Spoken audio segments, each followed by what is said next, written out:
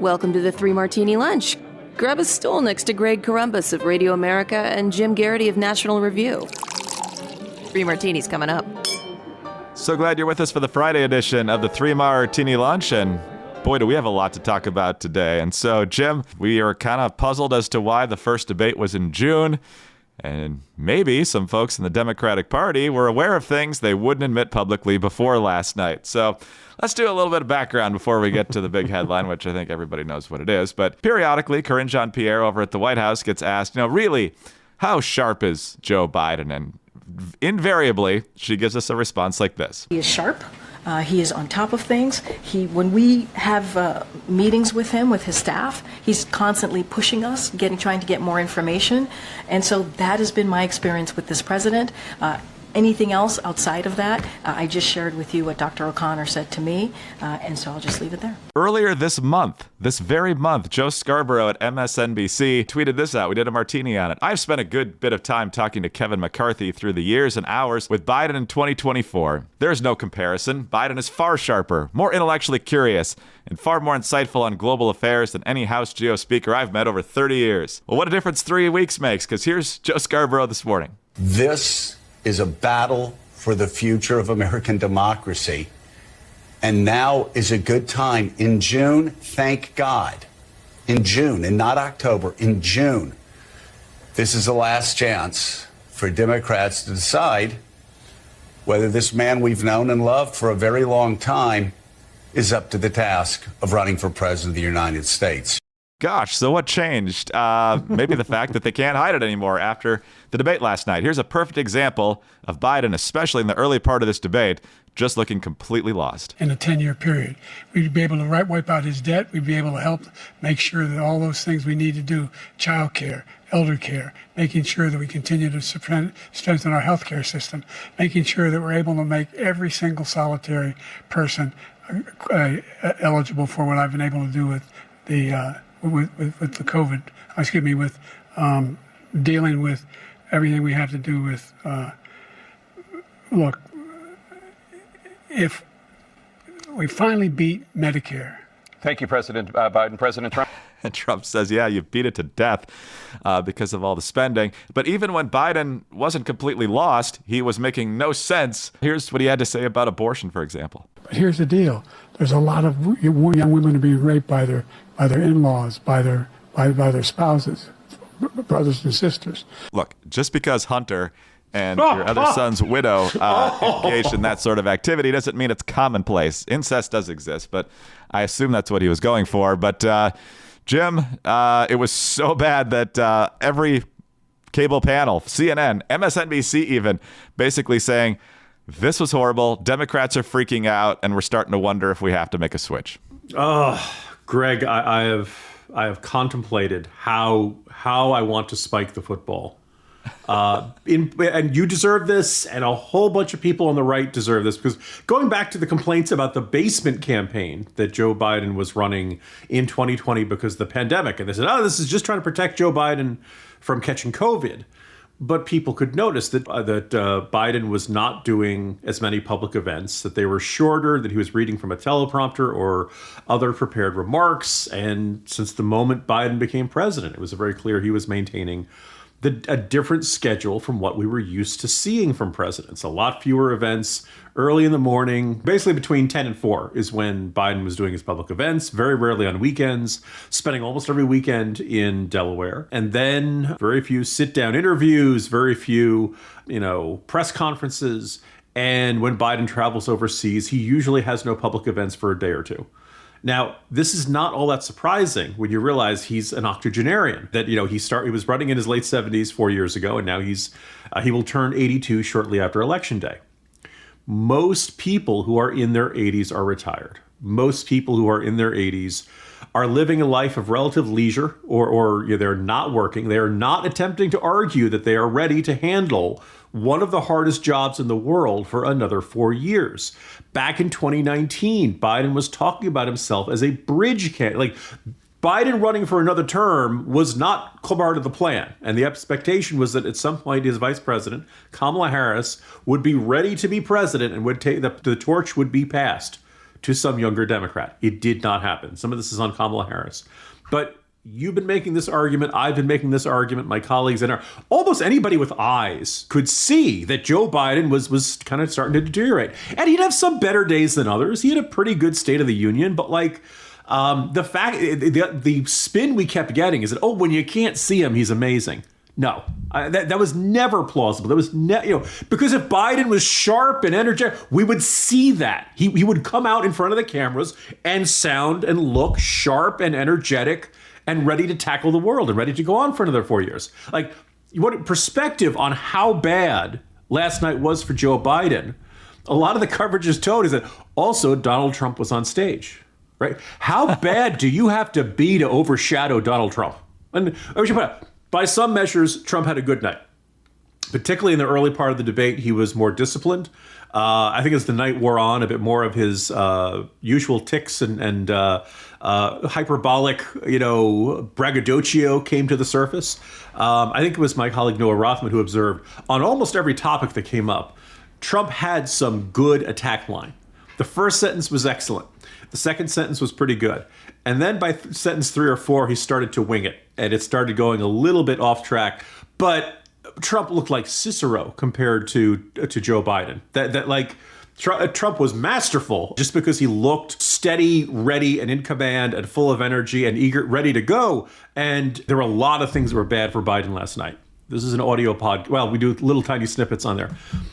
The side-by-side visions of Trump and Biden were terrible for Biden. I assume someone around President Biden has said to him, do not leave your mouth hanging open when you're standing there. And if you look at Trump or look at the moderator or look at the camera, don't stare off into space. Don't look at the floor. Don't look at the ceiling, because a lot of it, he just looked lost. The term elder abuse has been thrown around regarding Jill Biden and the Biden administration staff and the president for a long time.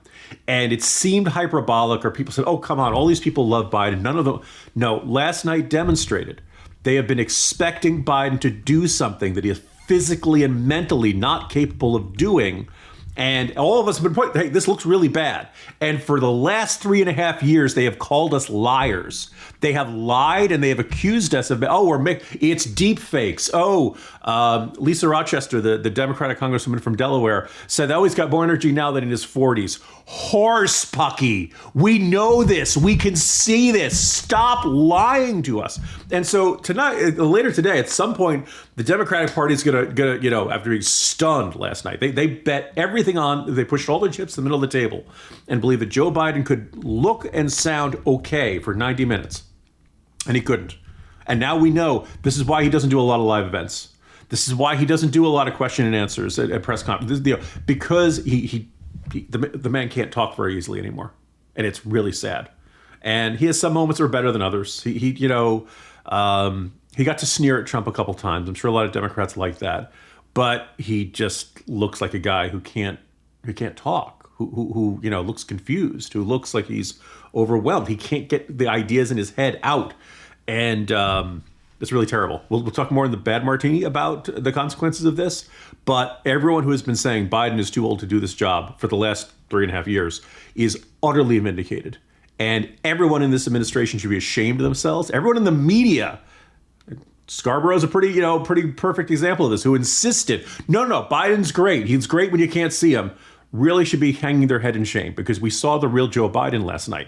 And it's a sad, ugly sight to see. Joe Biden belongs in a retirement home. He should be playing shuffleboard. Give him we've been doing these jokes about he's watching Matlock reruns and eating pudding. No, that's really what Biden should be doing right now. He should not be sitting behind the Resolute desk in the Oval Office.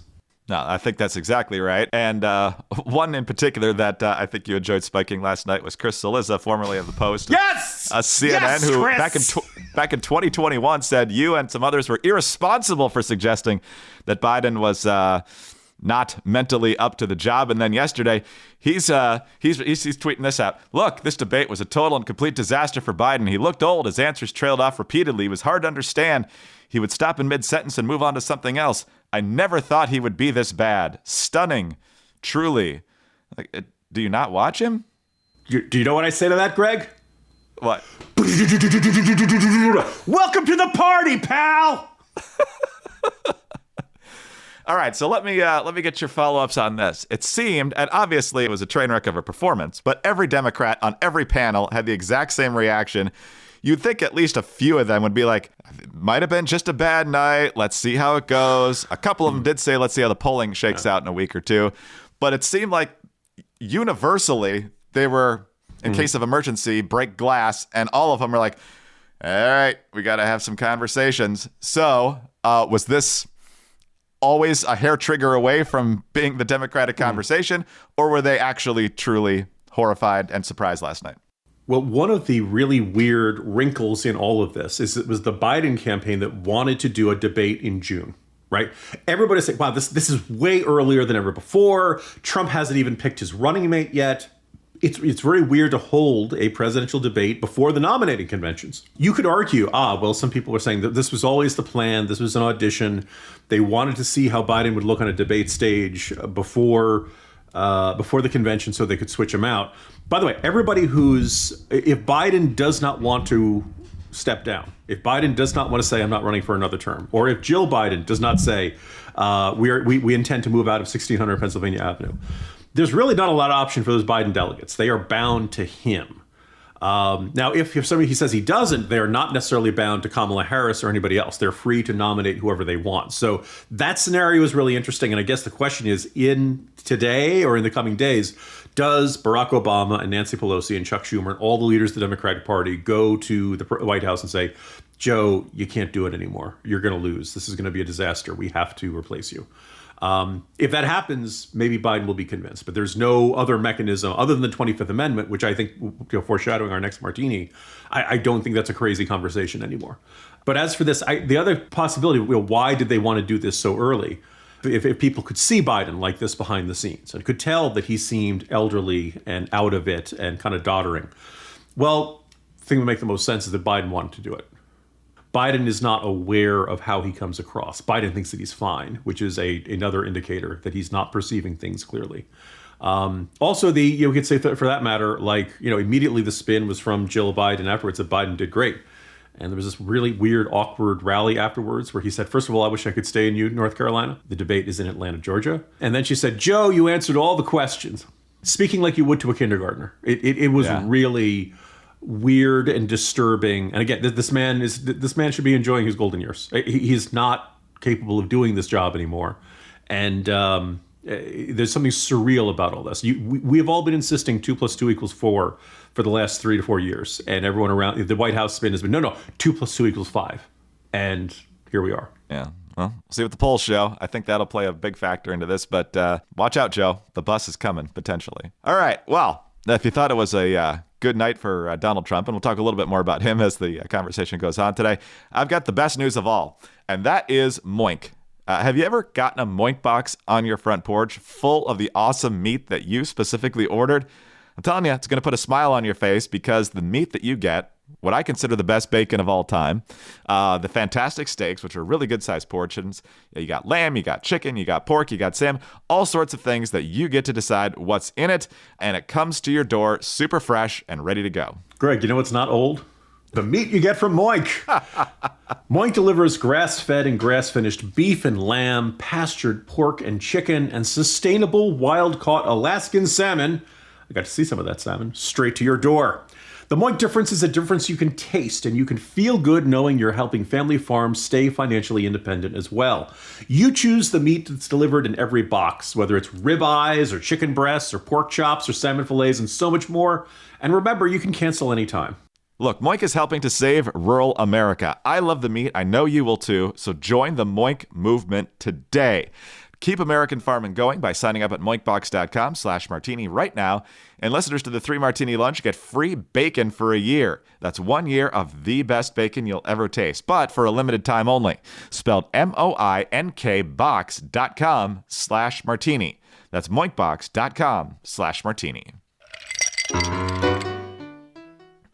All right, Jim, on to our second martini now. I think this is definitely a bad martini. Joe Biden, regardless of what happens with him on this ticket and in this election, he is currently the president of the United States. And as of right now, he has a little less than, 7 months left. If you are an adversary of the United States, and you saw that last night, My guess is you already had a pretty good idea that this is the case in terms of Biden's mental faculties. What you saw last night might have been an emboldening moment for you in terms of perhaps pursuing more mischief than you had originally planned. I certainly hope that's not the case. But given all the different cauldrons that are bubbling around the world, from Israel and Hamas, Iran's, of course, in the neighborhood, China, Russia, Ukraine, I mean, all these problems that are happening. I think it was Andy McCarthy, but other people said it too last night. This is a really scary time for our standing in the world right now and what might happen in the next few months, because it's pretty clear to everyone who watched, and therefore people who don't wish us well, that Biden is not in the greatest position to deter anything right now. Yeah. Look, left, right, or center, Republican or Democrat, I don't want the president of the United States to be a doddering old man.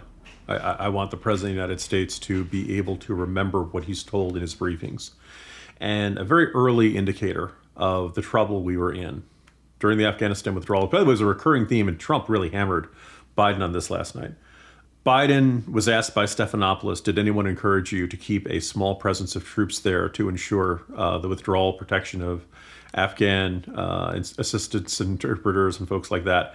And Biden said, no one recommended that. Later on, Milley and I believe another military official said that, yes, they had recommended to the president to keep Bagram Air Base open for a while, to keep about 2,500 troops.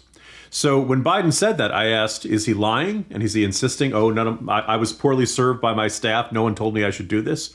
Or did he genuinely not remember what he was briefed? Every morning, the president gets the presidential daily briefing from the intelligence community. It's supposed to be like the very best information gathered each day and assembled and put together. Mr. President, here's what we know about the world. Here's what we know about foreign threats. Here's what we know what's going on in the minds of foreign leaders. Does Biden remember that? Does Biden? We just don't know. And I don't know if anybody really has a good sense of how much Biden absorbs from that and how much is remembered and how much goes into his decision making. In Afghanistan, we saw some really clear, potentially terrible consequences of that. How much does our president get what he is being told on any given day? And does that maybe explain some of the erratic decision making and how, the other thing is also we've noticed how often Biden will talk about life and death, foreign policy, national security issues, and then he'll say something that's weird. Minor incursion for Russia invading Ukraine, or for God's sake, this man cannot remain in power, referring to Vladimir Putin while speaking over in Europe. In some ways, that's contradictory. It's going too far in either direction. The first one, my colleague Phil Klein suggested this is Biden being a senator. He's used to his words not having any serious consequences. By the way, I don't think Putin invaded because Biden said a minor incursion. We might treat differently, but I think it was a mixed signal when we really didn't need that from the president of the United States. For God's sake, this man cannot remain in power. Look, I really hate Putin, but I don't necessarily think regime change is a realistic option for the United States, and I don't think. If we think Putin might have lost his marbles while spending nearly 2 years in isolation during COVID, I don't think it's a good idea for the U.S. president to run around saying, and we've seen this for years. We've seen that Biden just says things and nobody really pays much attention to it. We just passed the 5-year anniversary of Joe Biden promising he was going to cure cancer if he was elected president. I regret to inform you, cancer still exists. There's still about 2 million Americans a year who get diagnosed with it, and we're often very funny in this program, but cancer is not something you joke about, and it's not something you should run around saying, I'm going to cure it. It's as irresponsible as John Edwards saying, when John Kerry is elected president, Christopher Reeve is going to rise. You should not run around promising miracles. That's irresponsible demagoguery. And look, it's weird because last night was not really a revelation. It's what a lot of us have been saying for a long time, but it is now there, vivid in 4K for everybody to watch. And if you're a foreign leader who does not like the United States, I don't know if Donald Trump is going to be a foreign policy master. I think he has a mixed record on things. However, the madman theory, the idea that Trump was so erratic and unpredictable that certain hostile foreign leaders didn't want to press their luck. They saw what happened to Soleimani. They know that Trump, if Trump is irked enough, he will authorize bomb him good. We're going to hit him so hard. We're going to bomb the S out of ISIS, etc. Then you've got a window between now and January 20th to go and do whatever you want to do. And the really frightening thing about last night is are we in 25th Amendment territory? Did Biden look like a guy who is fully in command of his mental capabilities and who's ready to handle his duties? I don't think so. I think it was very shaky last night. I don't know. We don't really have clear criteria of when you should invoke the 25th Amendment, particularly when it's something about senility or losing your mind or not being as mentally sharp as you used to be. But, we are sailing into some exceptionally choppy waters here. No, that is the case. And I think in terms of the 25th Amendment, I think the vice president has got to be on board with the change. And as you watched in the interviews last night, Kamala Harris at least has to pretend that Joe's fine. Joe's fine. She can't look disloyal at this point. Even she was saying, judge him on the last 3.5 years, not the last hour and a half. And like the fact that that's a spin is just a glaring, flashing neon sign of how bad the night went for Democrats, that not even she could say, oh, he went great last night. Yeah. And that's the other problem, because let's say you do get rid of Biden. How do you have anybody else leapfrog over Kamala Harris, who is even less popular than Biden? Whoever, if some delegation goes to the White House, they have to tell Biden, you're too old. It's time to enjoy your golden years. You and Jill should go enjoy your beach house in Delaware. And then they need to turn to Kamala and say, Kamala, we're going to find a really good job for you somewhere that is not the presidency, because nobody has any faith that your ability head-to-head against Donald Trump. You've had 4 years to prove yourself, and it hasn't happened. And you know how we know this? Because, otherwise people would be saying we have to nominate Kamala before last night, not after last night. Yes. That was the original plan, and then she proved that she couldn't do it. So somebody just needs to whip up a Venn diagram to explain it to her, and maybe she'll stand down. But I don't know. Once you're that close, it's pretty hard to say no, just like it is for the Bidens to say no. Congrats, you owe $100,000. The Watchdog on Wall Street podcast with Chris Markowski. Every day, Chris helps unpack the connection between politics and the economy and how it affects your wallet. As the national debt topples $35 trillion, every American now owes over $100,000 to our national debt. And nobody running for president has plans to cut spending. Whether it's happening in D.C. or down on Wall Street, it's affecting you financially. Be informed. Check out the Watchdog on Wall Street podcast with Chris Markowski on Apple, Spotify, or wherever you get your podcasts. All right, Jim, on to our final martini now. And this is kind of a little bit of a catch-all about other factors of the debate. There had been a lot of concern, especially on the right, that Jake Tapper and Dana Bash would be unfair, pestering Trump and bailing out Biden. I thought on one of those answers, Jake might have come in a little bit quick to help Biden when he was doddering. But for the most part, the questions were pretty straightforward. There were certain topics I wish they would have gotten to that they didn't. But overall, I think it was much more even-handed than a lot of people on the right said. The other thing is that you mentioned earlier that Trump had a good first line, good second line, and then it started to meander a little bit. I felt like he probably could have used more prep, just in terms of the facts, because a lot of times it just got to, oh, it's the worst ever, and mine was the best ever. And so break it down. Give me some numbers, especially on the border. I think he could have been a lot more precise on a lot of things. For example, when he said that everybody wanted Roe v. Wade to be overturned and go back to the states. I mean, I'm glad it got overturned, but yeah, there's a lot of people that weren't quite thrilled with that decision, as much as I disagree with them. But the moment that perhaps crystallized that this was kind of the Statler and Waldorf debate, or at least there were moments of it, was this one about golf. Just take a look at what he says he is, and take a look at what he is. Look, I'd be happy to have a driving contest with him. The reason I got my handicap, which when I was vice president, down to a 6. But by the way, I told you before, I'm happy to play golf if you carry your own bag. Think you can do it? That's the biggest lie, that he's a 6 handicap of all. I was an 8 handicap. Yeah. 8. Never. But I have, how many? I've seen you swing. I know you swing. Let's not act like children. President Trump, we're going to turn. Let's not act like children. All right. I actually think Trump's probably a better golfer than him. But, Jim, that's kind of the kind of the moment that makes you cringe a little bit. Trump obviously had a much, much better night. Like you said, he looked much more vigorous, much more in command, much more just, with it. But what did you make of that moment in particular, and anything else that stood out to you? Well, my immediate thought was, this is exactly what Americans were yearning for, what they desperately wanted to see on their televisions. A 78-year-old man and an almost 82-year-old man arguing about who's the better golfer. And this is why so many of us who preferred DeSantis or Haley or anybody else really wanted to see, and I'm sure there are a bunch of Democrats who would have preferred a younger, nominee to watch you guys. Like you guys go off of the golf course and go settle it yourself. We'll just, by the way, like a good example of Trump's hyperbole, the biggest lie is his golf. No, Biden's biggest lie is not his golf handicap. That's a really minor, inconsequential lie compared to everything else. The border is secure. It's really bad. Nobody thinks big inflation is coming. That's a big serious lie. That kind of stuff. So it was kind of ridiculous. Regarding the moderators, really, I think my colleague Dan McLaughlin said this was the best debate moderation since 2000 or 2004. Not the highest bar to clear, but really, also my favorite observation. So there was this weird thing where there was no audience, which I think worked very well. I think the debates audience is applauding generally gets more in the way and it's less clarifying. Although, do you notice Biden waved at one point? Maybe he's waving at Tapper and Bash. I'm like, there was just, or is it just reflex? That was a little weird. But the questions were pretty good. I think maybe the only one I would have liked to have seen was something about, they never really got to anything about campus protests regarding Israel and Hamas and Palestinians. They talked about the Middle East.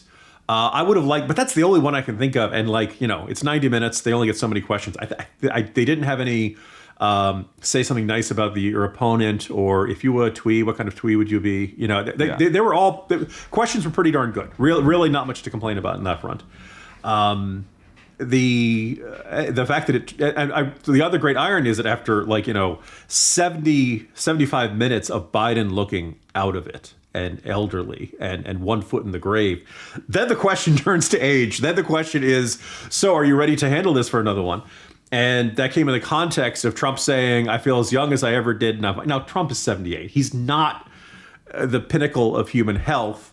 But compared to Biden, he looked, it was like DeVito and Schwarzenegger in Twins. Like he looked just, so much more full of piss and vinegar and vigor and, ready to take on the world compared to Biden. But so the idea of I golf a lot, so I'm healthy. Okay, I'll let you agree with that. But the idea that Biden's going to go after him, carry your own bag. Biden doesn't look like he can carry a wallet. Never mind. Just so bizarre. But you're not as healthy as I am. I understand. Yeah. So there are, as of this point, there is another debate scheduled for September 10th that I understand will be moderated by Tiger Woods. And U.S. Open. Settle it at the Masters. Settle it at down in Augusta, Georgia, or something. Yeah, U.S. Open champ Bryson DeChambeau already offered to settle it on his podcast, his YouTube podcast, I guess. It does tell you how demanding the vice presidential job is, though, because even though Biden's probably lying about what his handicap was, he's like, when I was vice president, I got my handicap all the way down to a 6. So yeah, turns out you got a lot of free time during those years, huh? Is that something you really want to brag? Wouldn't you love a presidential candidate? I am a terrible golfer. I don't golf very much. Every time I go out there, I'm embarrassed because I'm thinking about all the problems I'm trying to solve. But look, if you happen to golf, great. God bless you. I do it, maybe once a year, if that, with my dad. I do agree with that assessment. Was it John Feinstein or was it somebody who said it's a good walk spoiled? Yeah. But Sauce Gardner likes it. He's tweeting about that a lot these days. So, hey, if you're into golf, great. I just don't think that's the criteria to decide the next president of the United States. Well, we don't plan things this way, but I'm on vacation next week. So we've had 2 whopping days together, but they were 2 consequential days, I would say, Jim. And so Chad Benson will be in for me for the first 3 days next week. Then Jim and I will have our 4th of July special. And then we're going to replay Jim's Ukraine special on the 5th of July from his trip earlier this year.